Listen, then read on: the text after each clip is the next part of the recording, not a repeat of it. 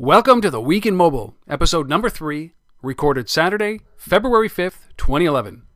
Honeycomb's big. Yeah. In this episode, Google launches Honeycomb, Apple turns Sony down, mobile video goes mainstream, Jeff coos over Dr. McDreamy, and Murdoch is onto something, but not as big as Android's market share. All this and more coming up next.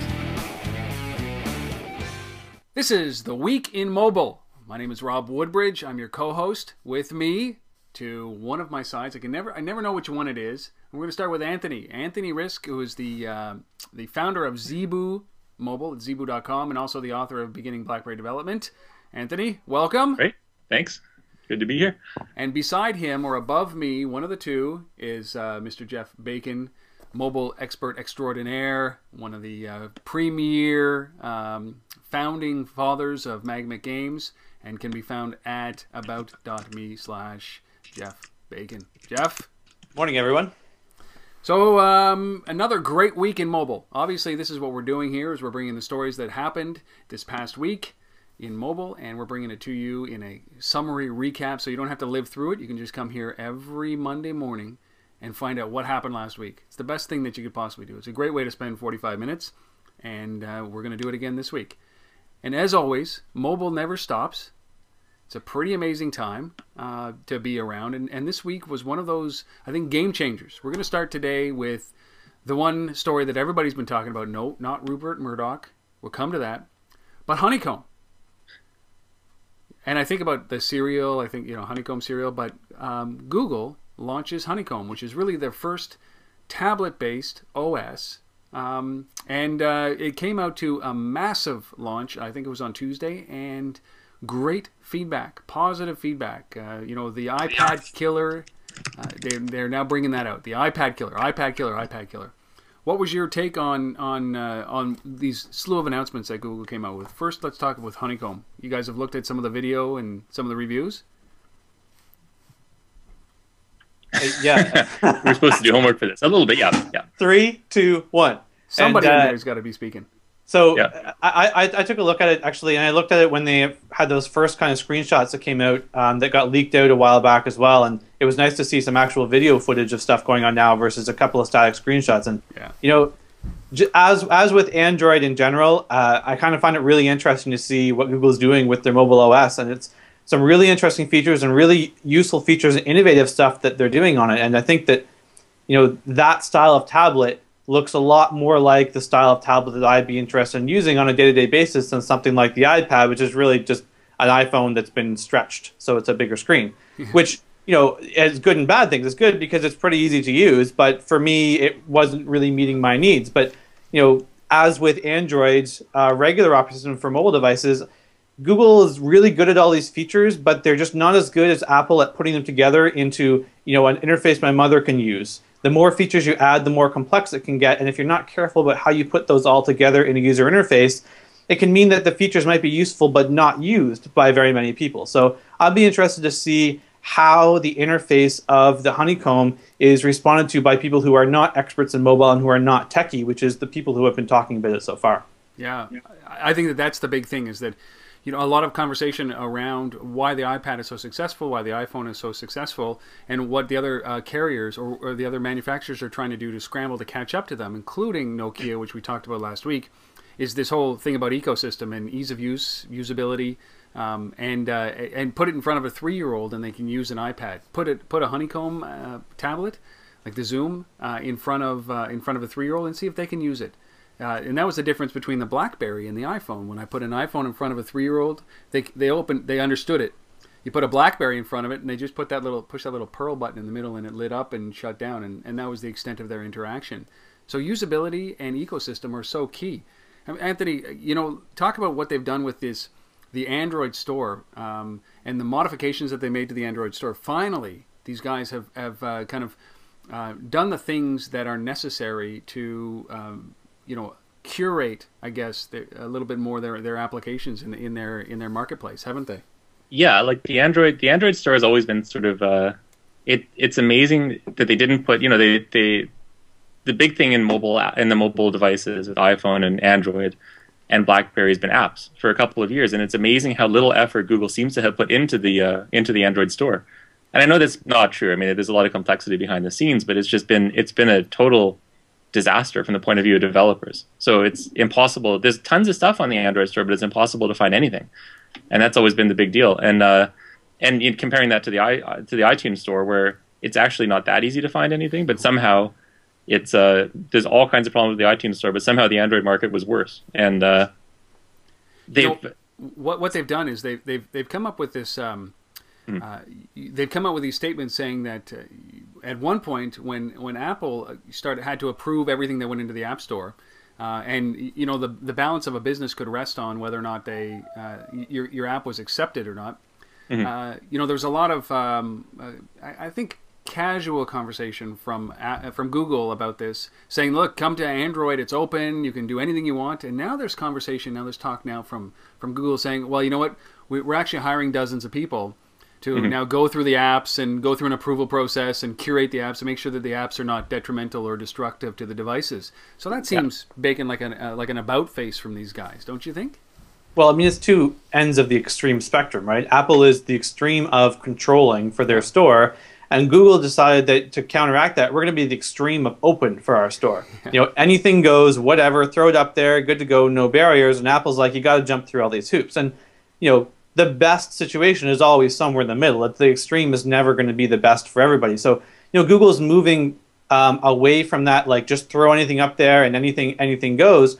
But I don't think they're going to move all the way over to Apple's end of the spectrum, which is like completely controlling with 1 million pages of documents to go through to find out what is and what's not, and quasi clear statements in their guidelines as to how you interpret what is and what is not acceptable, so that they can make their own personal determinations as to what to approve and not. So, you know, Google's moving a little further towards approving apps, at least from the standpoint of, are they going to screw up your device at minimum? Whether they actually go to, like, you know, we have a moral issue with these apps or not is another hoop that they may or may not choose to jump through. But the basic hoop of just making sure that there's some basic level of quality, I think, is critical for mass adoption of Android market, of applications on it. Because if you have, you know, 1 million people downloading your app and it totally screws up their device, they're going to be wary about downloading another app from the store. So it's in the best interest of all developers to make sure that a few developers don't change the perception of the Android market from being a safe place to go to an unsafe place. Let me ask you this. You know, they've got somewhere in the realm of 200,000 apps in this marketplace for Android. And, you know, while I agree with this utopian view that Google has about everything has to be free, it all has to be distributed, it does, you know, create, distribute free. They're now up a creek because they have 200,000 applications in there now that they have to go through and vet. You know, with a little bit of thought, it just seems to me like these guys are thinking as are reacting as they're thinking. It's like thought done. It's going to be free, open, and then all of a sudden it comes back that, oh, you know what? You can't do that because it can be destructive to a device that you can actually root, you know, at will, right? So it's one of these. So Jeff touched on it. It's a Google is thinking in terms of differentiation, right? So how they can be different from Apple. So in the world of the web, going out and doing things really, really fast makes sense. That's how web companies do things, right? You can iterate very fast, and suddenly you've launched to, you know, within a day you've launched to 100 million users. And Facebook works that way. That's fine. The problem is that Google's got this competitor who's just unbelievably good at thinking things through, and Apple is just really so. I think it turns out that I think what Apple is doing is they've changed the game a bit. So Google thinks you can sell on features, and to a certain extent you can to a certain class of users and for specific things. But Apple, like Jeff said, they're great at putting all the features together into something. And individually, you know, you can look at the features and say, well, this doesn't really, you know, obviously Android is better at this than this. You can get your apps approved immediately. Android supports true multitasking. There are faster processors. It can do this or it can do that. But you pick up an iPhone versus picking up you know, the latest Android device, and it's a world of difference. It just somehow everything comes together in Apple's world and just makes it a much nicer experience. And it's almost, Apple's not acting like a computer company anymore, where you sell on a checklist of features. They're acting like a consumer products company, where you sell the experience, and they know what they're doing. So even things like there's lots of stuff that looks really interesting in Honeycomb for tablets, which I think makes sense for tablets, but I have to actually try it out to see. They said that on the tablet, why do you have this gigantic grid of icons like the iPad does? So instead, we're going to give you a line of icons and your action bar and some widgets that are always there. Yep. Which makes sense, but when you actually try it out, what's going to happen? It's going to be one of these things, feature that looks good in a video or on paper, but after you use it for 2 days, you're going to think this is terrible.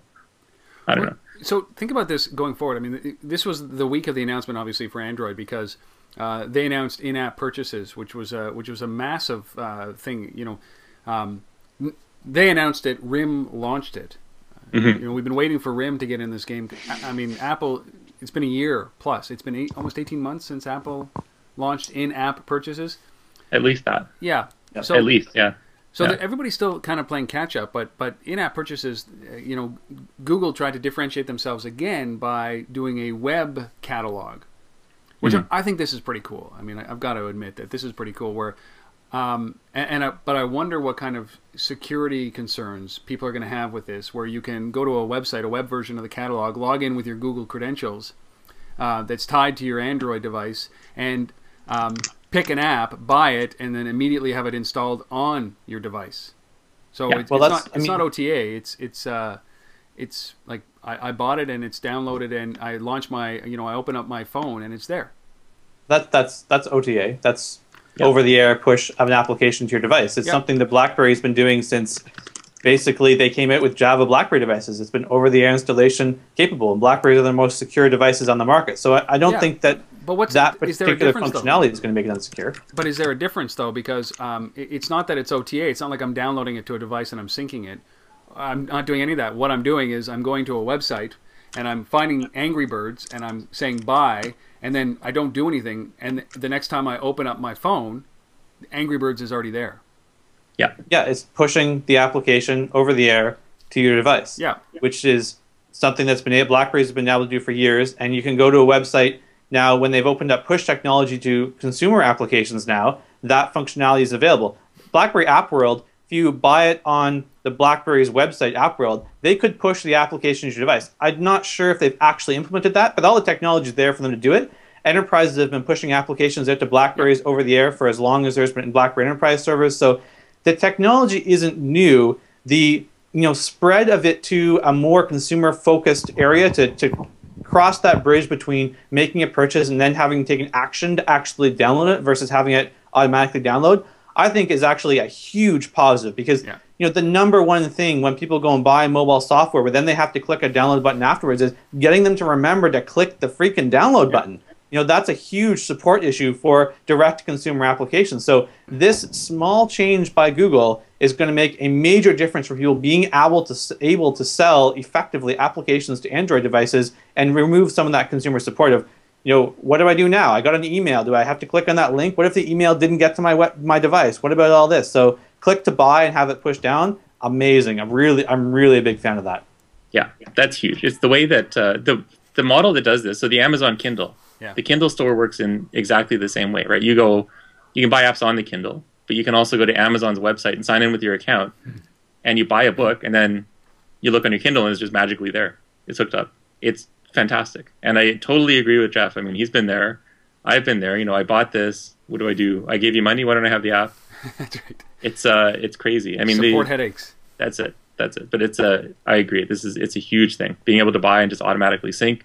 And if the experience is really good, I don't know what the whole experience is going to look like, but if the experience is really good and really simple, enormous. So here's a perfect dovetail into this, is that as platforms like Android, platforms like RIM start to get into the in-app purchasing play, you got a company like Apple that's been doing this for 18 months or plus, and now they're saying this came to light with the rejection of a Sony app this week, but now Apple is going almost the opposite direction, or actually increasing their consumption or their desire for revenue by saying that if there is any in-app purchases that redirects to a website, a la Amazon, a la everybody else who uses a subscription-based model that you pay on somebody else's website, there has to be an equivalent in-app option. Yeah. So that you have to have an in-app catalog, say for Amazon or The Economist, to purchase there, where Apple gets its 30%, its points based on those purchases. What do you? Is this just Apple extending? Is this logical for Apple? This is Apple. So I don't think they care about the 30%. I think that they care about platform lock-in. So they care about extending in-app payments for Apple to every single app that they can possibly extend it to get people even more ingrained into Apple, to get them stuck further into Apple. The developers and the users and everything, get them used to paying through stuff through iTunes as much as they can, and then they want to stay with the whole Apple family of stuff.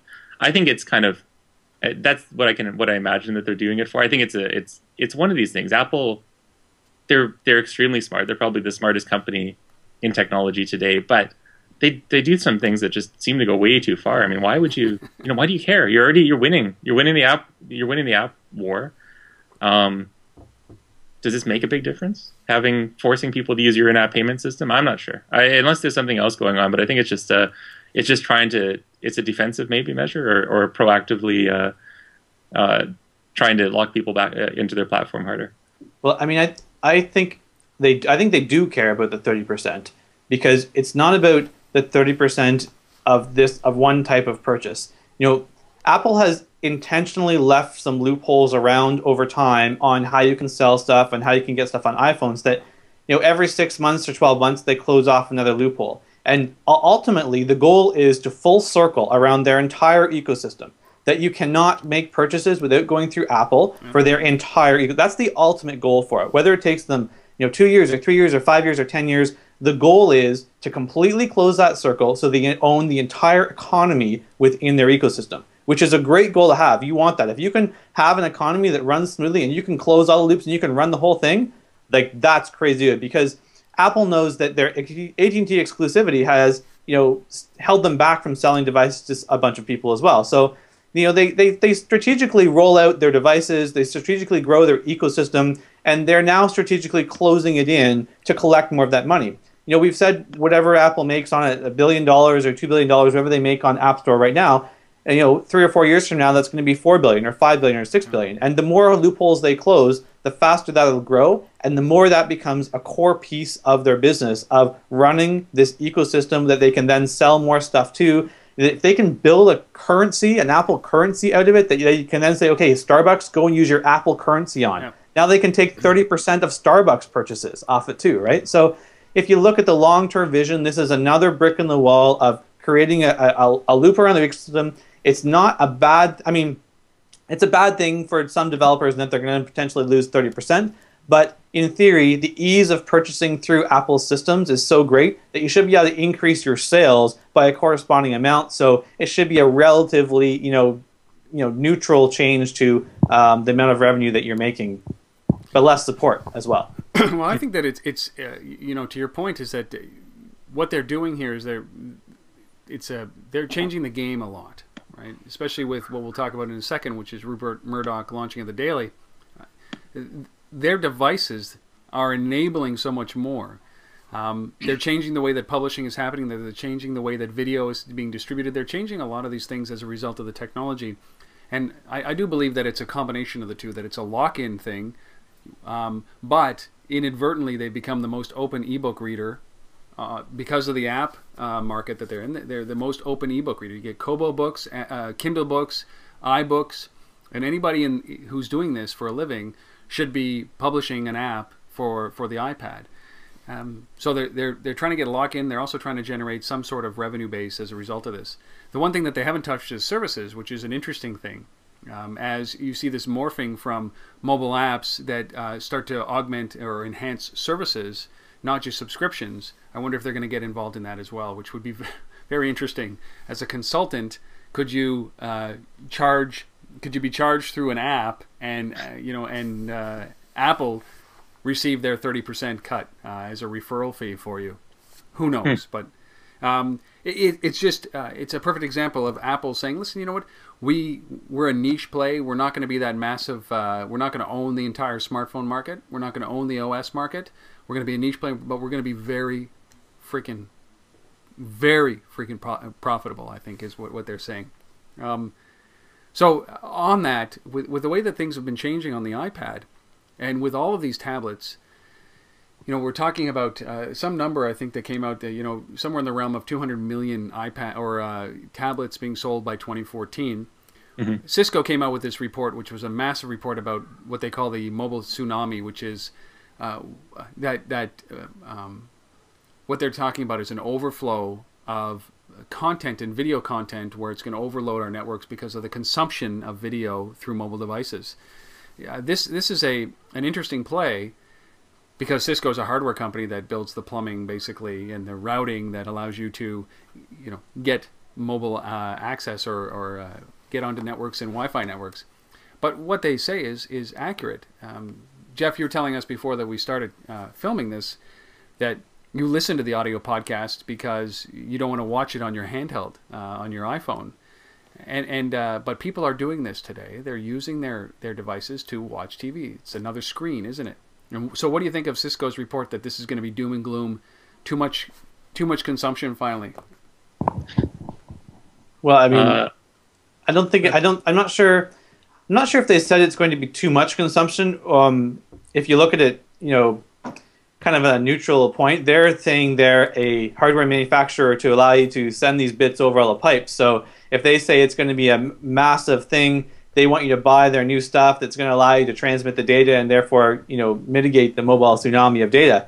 I'm not sure it's going to be a bad thing. You know, the cost of transmitting data over wireless or wireline networks is you know, drops dramatically every 5 years that you go through it. So I think the key part is going to be for wireless infrastructure to be able to handle the load of people on that last mile, getting it from the tower to people's devices in a manner that is, you know, a consistent streaming experience as you add, you know, 10, 20, 30 people on every tower trying to stream video across it. I think it is going to be very popular. Like, I have no doubt that the mobile data tsunami, as they call it, is really going to hit in the next few years. And that's not just because my iPhone I can stream video on and my Android tablets now I'll watch TV on. It's also because I have USB sticks that plug into my laptop that use the cellular network to get internet access. Yep. So, you know, I have a cottage and my family, I have about 6 or 7 cottages around a couple islands there. And in the last 2 years, 3, 4, 5 people have gotten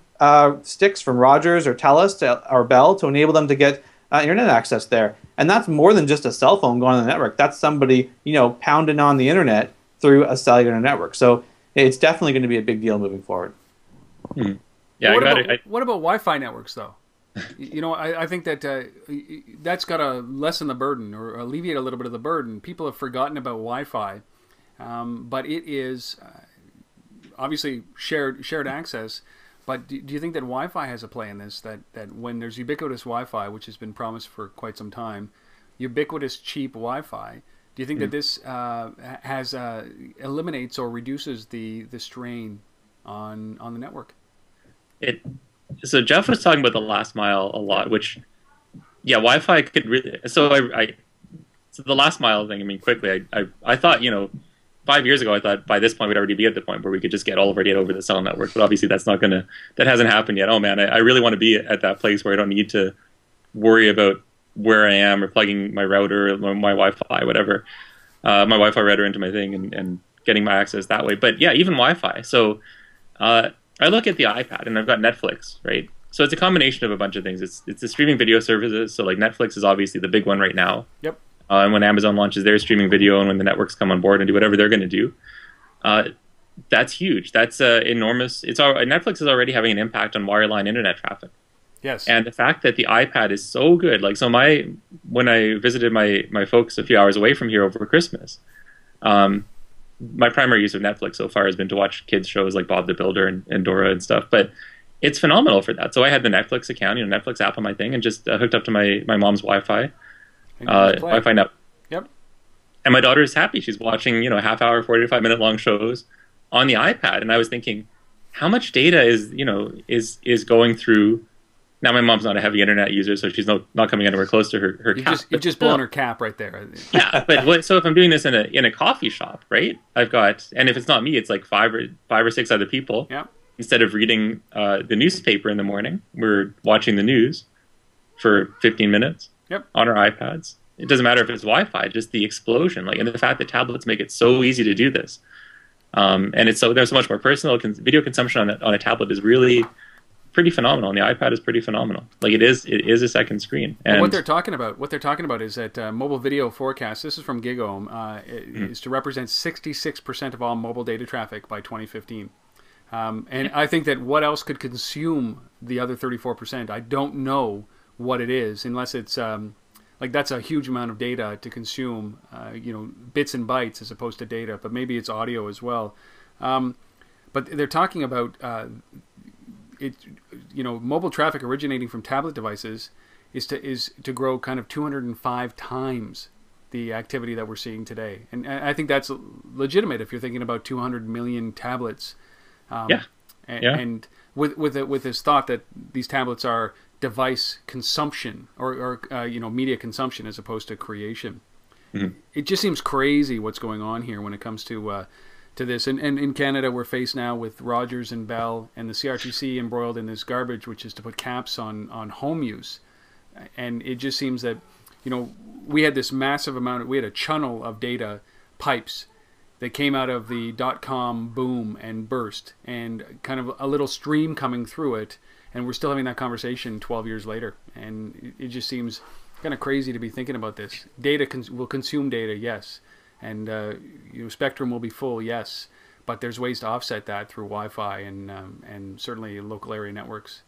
It seems a little crazy. But Netflix doesn't help.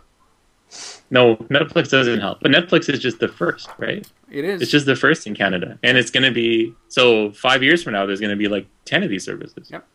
Well, Rogers already says, log on to this website and, view some of our television programs on our website if you're a Rogers subscriber. Yeah, now, when I do that, they don't actually have feeds that I want to watch that are there. But if I was on a mobile device, if I was on a tablet, I could log into Rogers' website and start streaming my TV right from there. So, Netflix is the biggest one right now, but as these huge monolithic providers of entertainment and bandwidth services like Rogers, like Comcast in the States, they're going to have all these services where you can start accessing your content not just on your television box, but on whatever device you have that you're paying for bandwidth from them. So does Rogers care that you're browsing their website and streaming video to your mobile device instead of watching it on your TV? No, because you're paying for the data that you're going to be streaming that video through. So, wherever they can capture... Yeah, exactly. As they reduce the cap, they're forcing more and more of their content online, and, and so you can fill up your cap and pay them more. I don't know what you guys think about this whole thing that's going on in Canada, but I think I heard it on one of Leo Laporte's shows. I think it was Sarah Lane that said she used to think of Canadians as the smart nation, and now she's questioning that because of what's going on up here with metering of the bandwidth, and we all tend to agree with her. There's a company out of California called RizkThis. It's XIRRUS, and I heard this encapsulates this generation. I heard the CEO. I was actually doing a keynote with at an event in December, and the CEO was speaking about his daughter who had ubiquitous access to internet wherever she was. Obviously at home, she would just open up her laptop and she would be connected to the internet. And she went off to university or college, and she arrived there and he said that he got a call from his daughter a couple of days after she had settled in and said, "Hey, listen, I can't get on the internet. Something must be wrong." She had opened up her laptop and tried to get on the internet, and his response was, "Well, who's your internet service provider?" And she said, "My what?" And I think that until you get to that point where it's ubiquitous, which is what it should be, it's like dial tone or like electricity or heat, shelter, food, water. That's what we're facing right now, is that it has to be everywhere, but she just didn't know she had to call somebody to get connected. And my kids won't either. Yours won't either, I'm hoping at some point. They won't smoke, and nor will they have a problem finding internet access. So with this convergence of television and the tablet and media, we're Super Bowl weekend. They're talking about a massive uptick in mobile usage, SMS, text messages around the game. But there was a great story that came out this week about your favorite show, Jeff. Right? No. Well, it was it's the convergence between the television show, which is Grey's Anatomy, and a mobile application and interacting on the mobile application while the show is on. So that bridging that gap between the passive sit back experience that television is, and the the actually active action on a mobile device. Why did you think that this was so significant? Well, first off, I've never seen an episode of Grey's Anatomy before. Really? All I know I think it's a doctor's hospital show.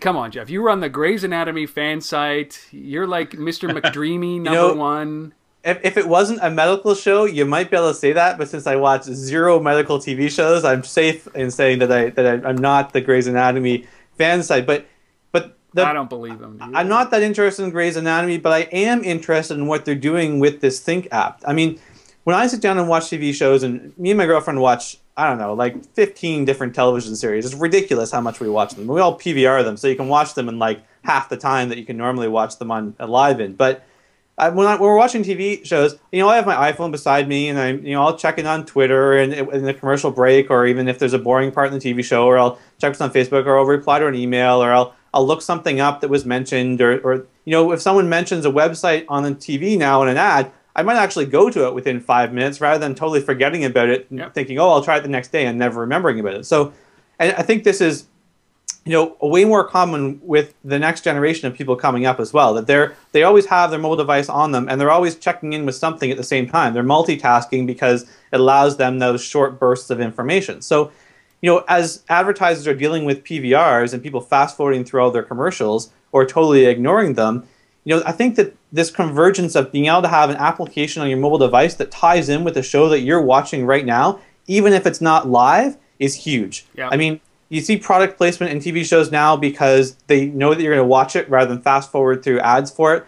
But if I've got an app on my iPad or my iPhone even in front of me, and it's synced using audio from the TV to where it is in the app, so even if I'm fast forwarding through the commercials, it'll still check the audio of the actual show and sync my app to that point. And you could do like the MTV pop-up video style, but the pop-ups are on your phone itself. And basically, instead of waiting for 20 years from now when every TV is internet connected, because you've got to cycle through a huge batch of people buying TVs and getting them available, don't wait for that. You can do it now because everybody has a mobile device that is already internet connected. Yep. So syncing that together to allow advertisers and fan engagement by using that mobile device. I mean, think of having a fan site open for the episode as soon as the episode airs, and you can see live comments going back. You don't have to know what the Twitter hashtag is. You don't have to know what the website is for it. You launch your TV show's app, and there's the live comments of people while the episode's going on to talk about what's happening, to bring people into that. I'm watching TV with more than just myself, even though I'm the only one sitting on my couch. There are a number of companies that are doing this. So I've interviewed Tom Hearn, who is the CFO of the Score Media. It's a television channel here in Canada, based out of Toronto, and it's a small market television channel. I think they're in 7 million homes, but they've got a great app strategy for engaging with a community. They're building a community of sports fanatics, and they have somewhere in the realm of 3 million active participants that probably don't even know that there's a television channel around, right? So they're bridging that gap. And another company called Miso, M-I-S-O, that allows you to check in to a television show. So if when you do watch Grey's Anatomy, Jeff, and you want to get that off your chest, and you want to talk about Dr. McDreamy or whatever the heck their names are, you check in to the show, it publishes it out, and then it brings the conversation to you. So there's a lot of stuff going on with this right now, and trying to figure out how to bridge that gap. It's a short gap, usually about 4 or 5 feet between you and your television, but it's a long gap for the publishers right now, or producers of television and the network channels, to be able to reach out and actually engage with you. And if they're not doing this, to your point, they're in trouble. Right? They're in trouble because the value of that television show diminishes as the number of distribution outputs or outlets increases. And advertising, as you said, you TiVo it, you skip all the ads. And think of this like maybe sounds far in the future, but not really scenario. When you look at Rogers or Comcast are probably two of the better ones set up to do this right now, because I might have a Rogers phone and a Rogers cable box and a Rogers internet connection. And so what if Rogers sponsored TV shows that had no ads in it? Yep. So you didn't have to fast forward through the ads. So you could watch it live, because most people don't watch it live because they don't want to watch the ads, not because it's an inconvenient time for them to watch it. So they have no ads on it, but you can only get the show on your box if you have the mobile application open on your mobile device. Yep. So they know what phone you've got because you have an account with them. They know that that's the same account that your cable box is on. So they can make sure your cable box can't tune into that show unless you're running the application on your mobile device. Which would mean then they can force you to have an app open. Whether you're looking at it or not, you're probably looking at it as much as you're looking at the ads you're fast forwarding through. And show ads, show product placement, show things on there while the show is on. Think of that engagement for customers, where for consumers of the content, and for advertisers, where they know that if they put something engaging on that mobile app that has to do with the show, you can see comments, behind the scenes notes on it, that you're going to be looking down at that regularly and seeing an ad along the bottom that you can't fast forward through. You're going to get way more eyeballs per minute of television on that than for the people at PVR than you do right now, where I don't see virtually any ads that are on TV unless one looks funny as I fast forward through it and I tell my girlfriend to stop, go back, I want to see that one. I'll tell you, one of the ones that you guys have got to watch is the Volkswagen Darth Vader ad. Oh, that's funny. It is absolutely priceless. It is hysterical. So talking about a paradigm shift, because that's what you're saying, is that television is in flux, publishing is in flux, and here we are. This was the week that it actually happened. Rupert Murdoch sat on a stage this week and launched The Daily. A lot of people speculated about what this is going to be. That it's downloaded once a day. It's like the old paradigm of newspapers delivered to your door once a day, but on a digital realm. But I've downloaded it. I downloaded the US version, and then it came out in Canada the next day, and the UK that same day. And I am so mixed on this. This thing is beautiful. Like, it's beautiful. It is how I envision consuming content. I have the Wall Street Journal app, I have the New York Times app, I have the HuffPo app, I have the Score, I have the Ottawa Citizen, I have newspapers around the world, and they are crappy compared to this. All they're doing is the same interface with an RSS feed, basically pushing the content out, and here's Murdoch spending $30 million building an app. And that was the thing. But not only $30 million, Anthony, is that it's $500,000. $500K a week. Yes. So it's a $55 million first-year investment to make this. But I love, it's beautiful, but it's so frustrating because of the way that it's laid out, and they didn't really give a lot of thought to usability. But I think they can improve that. Anthony, what did you think about this thing? This thing, I love it. I use it every day. It's an amazing. Well, so it's the thing. It's the nice thing about apps. So I found this with Flipboard and with some other specific iPad news apps, is that you can go to the web and get all your news through the web on your iPad, same as you do on the internet. But somehow it's just, if you have an app that's there that you can go to, you're more likely to go there. It's one less, it's kind of removing a little bit of thought, right? So I've got the app, I might as well just launch the app and look at my news that way. Yep. So he might be onto something. Rupert Murdoch might be onto something, and the fact that, you don't hear that very often. You don't hear that very often. No, that's true. Well, they thought, MySpace might have been a... Well, MySpace, I think they're selling MySpace so that they can focus on the Daily, right? That's it. There's a classified ad for... so it's the first thing you see. Network.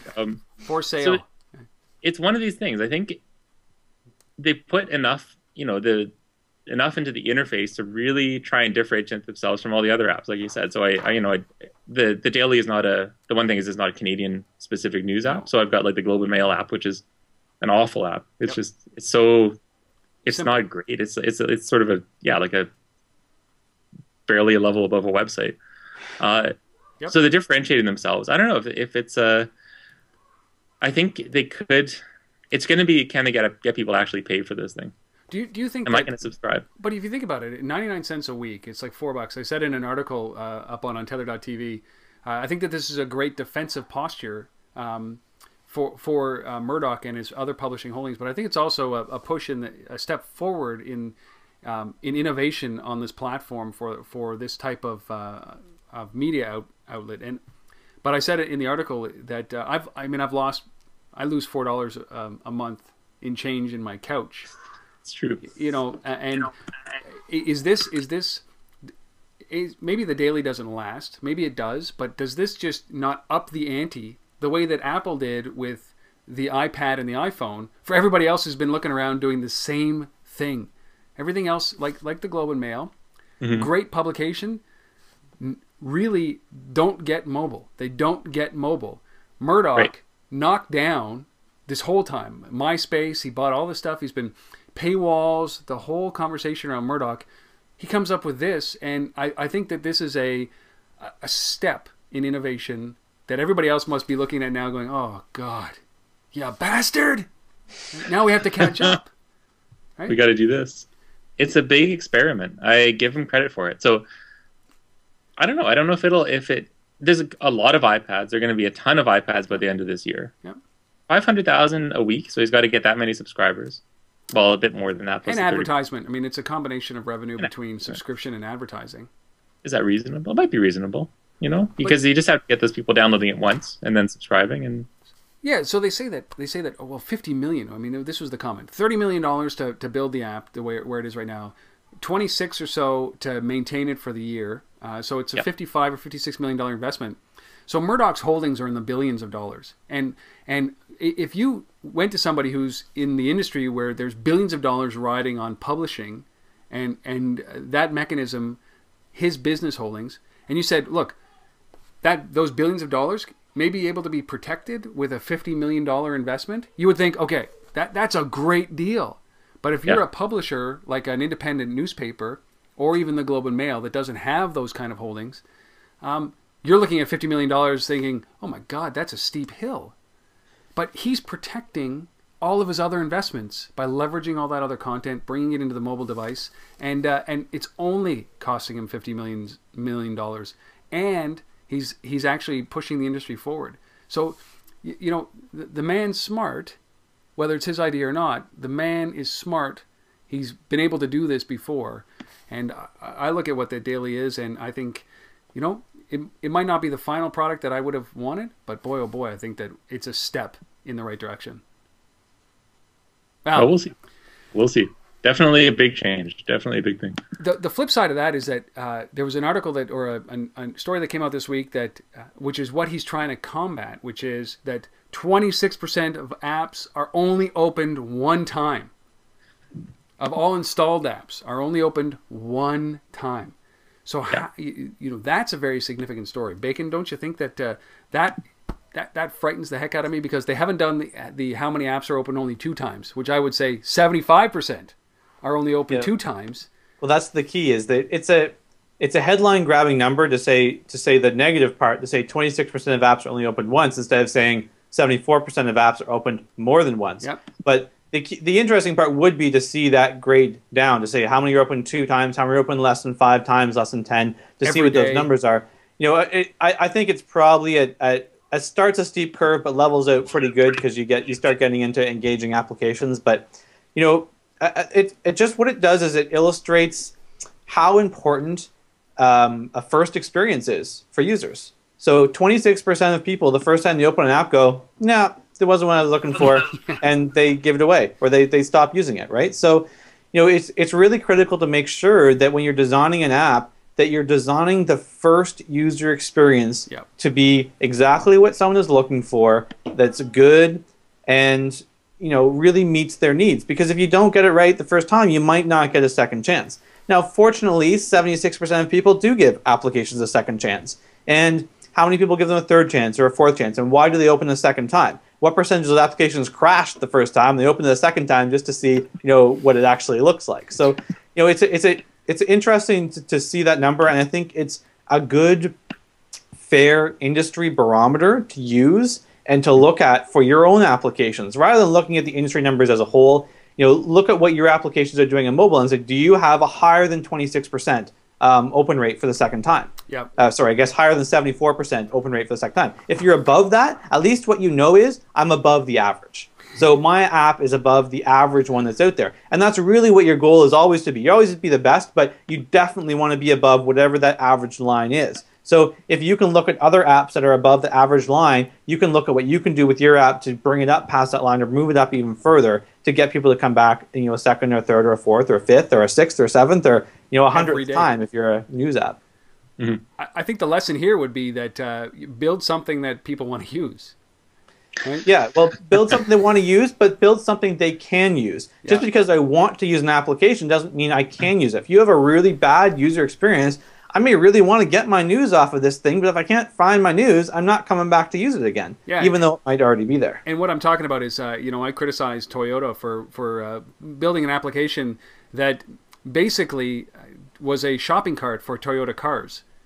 And I think that's insane, because you're basically accepting the fact that there might be a flurry of activity at the beginning, but I'm going to open that app once every 8 years when I buy a new car. It just seems insane that they would put that effort into building an application that nobody's going to use every day. Build something of value into the product, and then maybe I would use it every day. I use my gym app every day. I use my news apps every day. Find a utility, find something that's going to make somebody open it up every day or every second day. People are not opening these applications. They're testing a lot of them, and I would assume that those who have paid for applications, any nominal fee. I mean, Anthony, and you can speak to this, and so can you, Jeff. That if you pay for an app, that 26% is inconsequential. You're opening that more than once, more than twice, more than 3 times, because you put a value to it, right? Yeah, even 99 cents. I agree. I think the 26% doesn't actually seem that high, and I think it also speaks to the level of how difficult it is to judge an app based on an app store description, and how easy it is to just install and try an app out. Right. So it's really, it's so simple to install something. It's we've said this, right? So it's way easier than it ever was on a computer to just grab an app for free, install it, try it out, open it once. Oh, this is not really what I thought whatsoever, so I'm going to just delete it. That's fine. 26%, considering that probably at least 3/4 of apps downloaded are free apps. That's 260 million applications on the App Store, right? Being 26%. But you know what? That's no, it's more than 260 million. It's 2.6 billion, right? Because it's 10 billion apps that have been downloaded. You're right. Yeah, it's something that we don't it's 2.6 billion apps that have been downloaded and opened once. Yeah. And it's I don't know, what's the bounce rate for a website, right? What's for an average website? How many people visit a website once and never come back? Yeah. An app is something similar. Most people going to untether.tv do that. Yeah, that's it. How many people have seen all 3 episodes? We should do a prize for someone who's seen all 3 episodes of the Week in Mobile. Yeah. But it's really not bad. It's a good barometer, like Jeff said. So one of the biggest rumors that are floating around in the mobile space this week was something that we talked about last week with the decline of Nokia, is that Nokia, run by Stephen Elop, who is an ex-Microsoft guy, is the rumor is that they're actually going to be moving stuff or moving devices into the Windows Phone 7 world. They're going to be implementing Windows Phone 7 on Nokia devices, just because, in my opinion, they're in desperation mode. They're in free fall in their smartphone numbers. They have to do something drastic. Their OS they've had 10 years and it hasn't clicked. So it would seem logical that they would do something this drastic. What do you think about that when it comes to the whole Android taking over as the world's most popular platform? Well, I think it's really interesting that if Nokia announces either Windows Phone 7 or Android, and you heard it last week here when we talked about that as what they were probably doing, and I think the real key for that is that Symbian's dead. If Nokia, who basically is the stalwart on Symbian and the last, we really want to push Symbian, it's the best thing since sliced bread. If they're going to start shipping phones with other smartphone operating systems, I don't see how you can say that that's not the start of the end for Symbian, and that over time Nokia is going to start adding Windows Phone 7 or Android and becoming that as their primary thing, and Symbian will just die. Well, Symbian might. I don't think it'll die. I think it'll live in niche products, maybe not run by Nokia because it's an open source platform, and so I think it'll carry on in whatever format. But it's kind of open source though. It's not open like Android is open. Well, Android's kind of open source as well. You can't call that's true. It's the same thing, but there's going to be some niche product that will use the Symbian operating system. It might die in popular culture, but somebody's going to be running it somewhere. But you have to have enough people running it to making it relevant. And I think when dying is meaning it's not relevant anymore as a mobile developer in terms of a platform I should focus on. It's not. It doesn't have the developer mind share anymore. Absolutely. Which I don't think it really did, to be honest. No, I mean, not here. Not in North America. But I think it's an interesting. Yeah, well, because there were so many. But this is an interesting play because Symbian was always notoriously really hard to develop for. Yep. One thing Microsoft does is make phenomenally good developer tools. Like they've done that for 10 or 15 years. Like really, .NET's great to develop for, yep. but it's always been a platform lock-in kind of thing. So, most people, if they've had experience in between Java, like with Android and BlackBerry based on, and .NET, they prefer .NET. It's a much more mature, much better system. But so I don't know. It on some level it looks like lashing one drowning ship to another, or one sinking ship to another sinking ship, and hope that they keep each other afloat. But on another level, it could be that Nokia, with a big push behind Windows Phone 7, they've got the hardware, they've got enough of a marketing channel, they've shown they can sell smartphones, and Microsoft with a good operating system. Windows Phone 7 is a really, really good, technically a really great operating system, good developer tools, good developer relations. It could be a great match. So I don't know. It's yet to be seen, and it's still just a rumor at this point. But I think that if Nokia moves, it would be a slap in the face to Microsoft if Nokia, led by Stephen Elop, who comes from Microsoft, went with Android exclusively, and you might be able to see a split between Android and Microsoft or Windows Phone 7. But it would surprise the heck out of me if Microsoft was not involved in Nokia devices, Nokia smartphones soon. And I think that this announcement is on February 11th, where we're going to see what's going on. And it's been classified as a big announcement, something that's massive, something that is going to change Nokia forever. Bum, bum, bum. Dum dum dum. So what do you think about this? That it's finally happened, and maybe this was the death knell to Symbian, as you said. Was that Android is now the most popular mobile platform on the planet. I'm going to limit the rest of the planets, but on Earth, Android is the most bountiful platform on the mobile device. And so instead of saying if or when, we can get over that conversation. It is now, like everybody predicts. But what does this do for the other platforms? Does this, everybody thought that it was just a matter of time. And now what are we thinking? Well, people knew it was coming. I don't think it's changed too much. I think it's happened. So it's ho-hum already? So I don't know. I mean, it's still, for an app developer, it'll still come down to, right now, where can I make the most money selling apps, and that's going to, where can I make the most money on apps, and that's going to depend on exactly the kind of app and the platform. If you're selling apps, you can still make the most money on iPhone because it's still the best. Yep. The most number of apps downloaded, the best experience for users, and iOS is not left in the dust by any means. I mean, just the Verizon launch of the iPhone this past week, it broke all sales records. They sold out. Yeah. Just an initial launch on another American carrier. I mean, wow. That was just to existing customers, right? So that was that's exactly it. Yeah. That's it. So I think that it's going to be this race is not over, but Android for sure. There's no doubt that it's going to remain the dominant platform on mobile devices going forward. Do you think? I can't see how, with that kind of strategy, how someone else could possibly come in and become, in terms of numbers, like the dominant platform. Yeah, I think we're kind of like, a little bit ho-hum on it, because I think it was really interesting, 4 to 6 months ago, when everybody kind of finally came to the realization, with the path that Android is on, it's projected to, and no one could see a reason why it wouldn't meet those projections to become number one. So we've had kind of 4 to 6 months to kind of get ready for the event where it becomes number one. So when it finally becomes number one, we're like, yeah, okay, we knew that was going to happen, and we kind of got over that like shock and awe a while ago, and now we're just kind of like, yeah, okay, good. Now it's something that maybe we can stop seeing articles on every 2 weeks. Like pretty soon. Now. You shut up, go and write an article on something that we don't already know.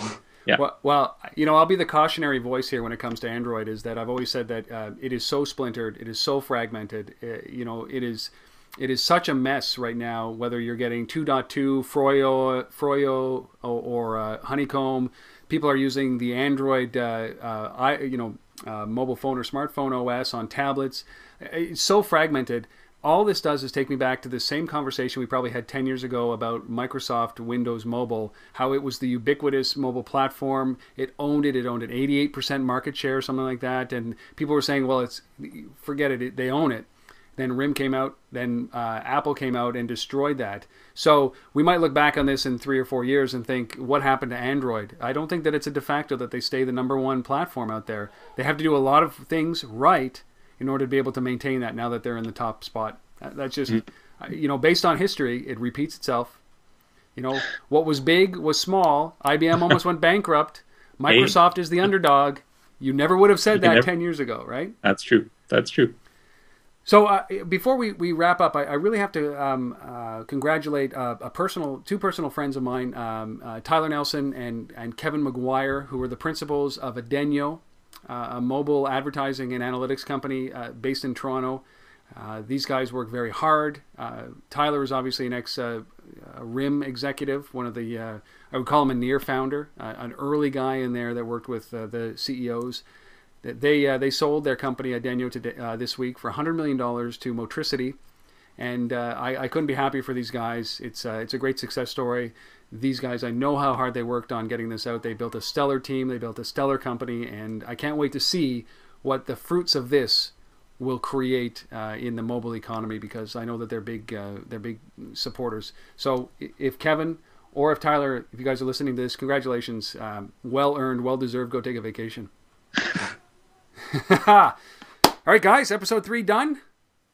Cool. Sometime next week, we'll get together. We'll do this again. We'll get this in a regular time at some point. Yeah, forget it. I like it better this way. We just fluctuate. More news comes in, and we get to modify what we're talking about. The agenda we start with never ends up the same way that we at the end of the show. But for you guys that are still here listening, I don't have a special surprise for you. There's no coupons. There's no discounts. I'm not giving away any iTunes gift cards. But if you could leave some feedback, we'd really appreciate hearing some comments, some critiques, something that you want to hear on the show, something you didn't want to hear on the show. If you agree or disagree, leave a comment. Really appreciate you guys listening and watching, and we'll see you guys next week on The Week in Mobile. Thanks, guys. See you next week. Thanks. See you next week.